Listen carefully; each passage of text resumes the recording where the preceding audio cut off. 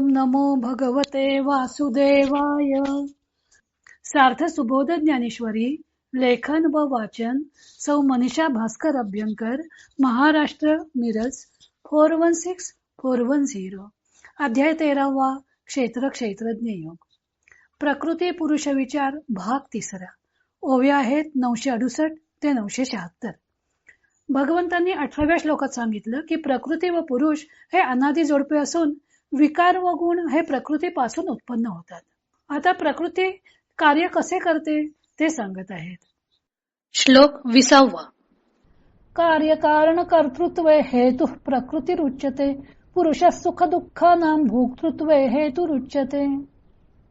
कार्य म्हणजे मनाच्या प्रेरणेने इच्छित वस्तू मिळवण्याकरता इंद्रियांकडून होणारी क्रिया. कारण म्हणजे ज्याविषयी इच्छा उत्पन्न झाली असते तो पदार्थ म्हणजे इच्छित वस्तू. आणि कर्तृत्व म्हणजे इच्छित वस्तूच्या प्राप्तीच्या उद्योगास मनाकडून होणारी प्रेरणारूप क्रिया. या सर्वांस मूळ प्रकृती आहे असे म्हणतात. आणि सुखदुःखांच्या भोगाला कारण पुरुष आहे असे म्हणतात.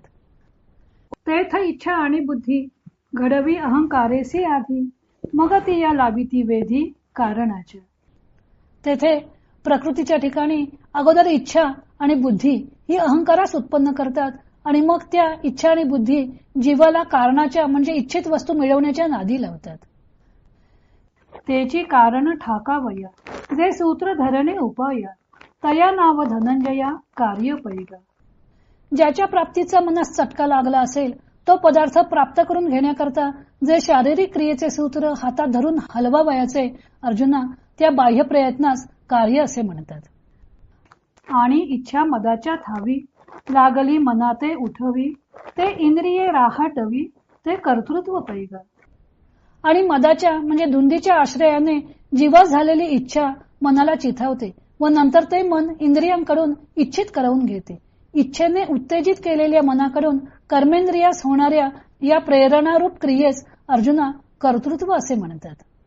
म्हणून तिन्ही या चरणा कार्य कर्तृत्व कारण, प्रकृती मूळ हे राणा सिद्धांचा म्हणे. आणि म्हणूनच या तिन्ही कारण कर्तृत्व व कार्य यांना प्रकृती ही मूळ आहे असे समज, असे सिद्धांचे राजे श्रीकृष्ण म्हणाले. एवं तिही चेनी समवाये, प्रकृती कर्म रूप होये, परिजया गुणा वाढेत राये, त्याची सारिखी. याप्रमाणे या तिघांच्या समुदायाने प्रकृती कर्मरूप होते, परंतु ज्या गुणांचे आधिक्य होईल त्यासारखी ती बनते.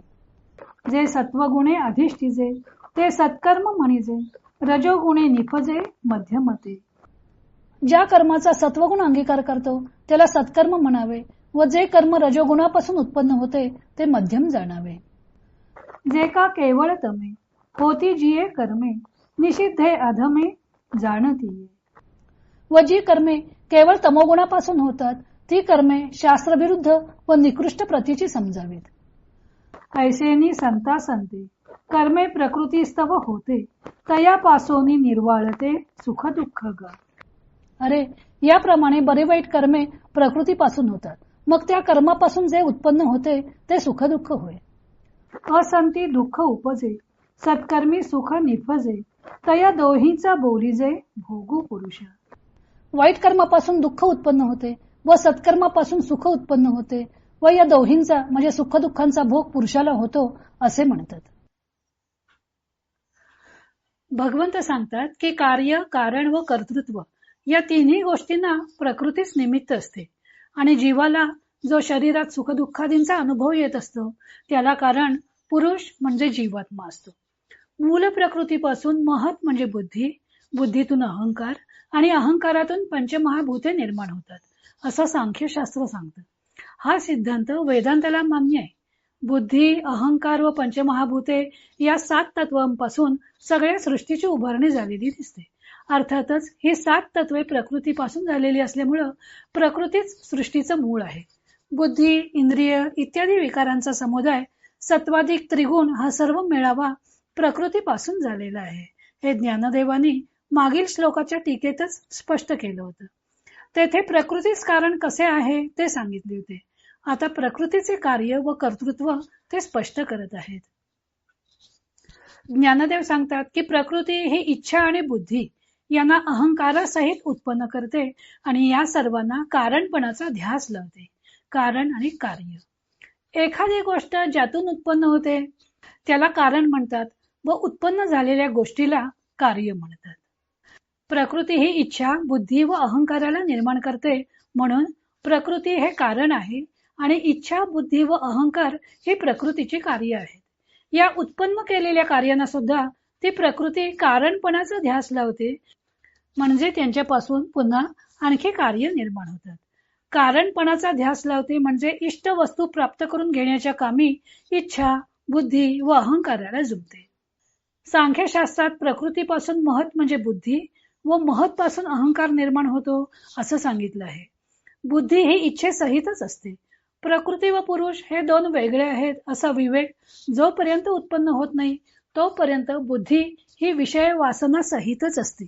त्यामुळे बुद्धीत इच्छेचाही अंतर्भाव होतोच. म्हणून सांख्यशास्त्रात जरी नुसत्या बुद्धीचा उल्लेख असला तरी ज्ञानदेवाने इच्छा व बुद्धी अशा दोन शब्दांचा अंतर्भाव त्यात केलेला आहे. मग प्रकृती त्यांना कारणपणाचा ध्यास लावते. पंचमहाभूतांचे 5 गुण असतात आणि पंचज्ञानेंद्रिये भिन्न भिन्न विषयांचं ग्रहण करतात. त्यांचे एकीकरण मन करते. मनानं ग्रहण केलेल्या विषयांचं स्वरूप समजून एक निश्चित प्रतिक्रिया व्यक्त करणे हे बुद्धीचं काम आहे. आता इंद्रियांनी विषय ग्रहण केले, मनानं त्यांचं एकीकरण केलं आणि बुद्धीने त्याविषयी निर्णय केला. या सर्व प्रक्रियेसाठी अहंभाव सतत जागृत असावा लागतो.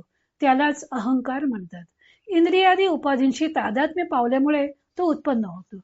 पंचमहाभूते, पंचज्ञानेंद्रिये, मन, बुद्धी आणि अहंकार ही सर्व प्रकृतीची कार्य आहेत. पुढे ज्ञानदेवाने कार्याची व्याख्या केलेली आहे. तेची कारण ठाकावया, जे सूत्र धरणे उपाया, तया नाव धनंजया कार्य पैगा. इच्छा, बुद्धी व अहंकाराला आपापली कार्य करण्याच्या नादी प्रकृती लावते. तेव्हा ती कार्य करण्याकरता जो उपाय करायचा त्याला कार्य असं म्हणायचं. ही कार्य कशी करतात तर इच्छा प्रबळ झाली की मनाला चेतवते. मग मन इंद्रियांच्याकडून व्यापार करवून घेते. याला इंद्रियांकडून व्यापार करवण्याला कर्तृत्व असं म्हणतात. अशा प्रकारे कार्य, कारण आणि कर्तृत्व या तिघांनाही प्रकृतीच मूळ कारणीभूत आहे आणि या तिन्ही गोष्टी एकत्र आल्यावर कर्मेंद्रियांकडून प्रत्यक्ष कार्य करते. तेव्हा प्रकृतीच कर्मरूप होते. उदाहरणार्थ तहान लागली, चित्रपट पाहत आहे, बाहेर कसला तरी आवाज आला इत्यादी विविध गोष्टी ज्ञानेंद्रियांनी मनापर्यंत पोहोचवल्या. त्या तिन्ही गोष्टी जाणून त्यांचं एकत्रीकरण करून बुद्धीनं त्या तिन्ही गोष्टीतली तहान लागली ही गोष्ट महत्वाची म्हणून निश्चय केला. मग प्रत्यक्ष पाणी पिण्याचं कार्य कर्मेंद्रियांकडून करवून घेतलं. पण या प्रत्यक्ष घडणाऱ्या क्रियांच्या मागे इच्छा, बुद्धी, मन आणि अहंकार कारणीभूत असतात. म्हणून ज्ञानदेव म्हणतात की त्यांना प्रकृती कारणपणाचा ध्यास लावते. पुढील कार्याचे कारण बनण्यास भाग पडते. प्रकृती ही त्रिगुणात्मक आहे. जोपर्यंत त्रिगुणांची साम्यावस्था असते तोपर्यंत प्रकृतीपासून काहीही निर्माण होत नाही. पण ही साम्यावस्था बिघडल्यावर प्रकृतीपासून कार्य घडू लागतं. साम्यावस्था बिघडते तेव्हा त्रिगुणातला एखादा गुण प्रबळ असतो व इतर 2 सुप्त असतात. तेव्हा जो गुण प्रबळ असेल त्या गुणानुरूप प्रकृतीकडून कार्य उत्पन्न होतात. सत्वगुणाचं आधिक्य असेल तर केलेल्या कर्माला सत्कर्म असं म्हणतात. रजोगुणाच्या आधिक्यात होणारं कर्म हे मध्यम प्रतीचं असतं, तर तमोगुणाच्या आधिक्यानं होणारं कर्म हे अधम, निकृष्ट, निषिद्ध प्रतीचं असतं. याप्रमाणे चांगली किंवा वाईट कर्मे ही प्रकृतीपासून घडतात व त्या कर्मांपासून सुखदुःखे उत्पन्न होतात. वाईट कर्मांपासून दुःख निर्माण होते तर सत्कर्मांपासून सुख निर्माण होते. या सुखदुःखांचा भोग पुरुषाला भोगावा लागतो. पुढे भगवंत पुरुषाला गुणसंयोग, पुनर्जन्माला कारण कसा होतो ते सांगणार आहेत. तो भाग आपण उद्या पाहू.